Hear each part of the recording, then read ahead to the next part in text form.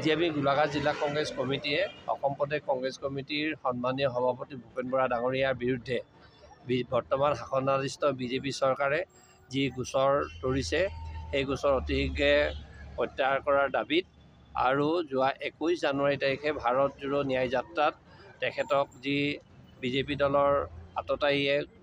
শাৰীৰিকভাৱে আক্ৰমণ কৰিছিল তাৰ পাছতো সেইগৰাকী আততায়ী দিব্যজ্যোতি বৰকটকী আজিও মুকলি আকাশৰ তলত ঘূৰি আছে।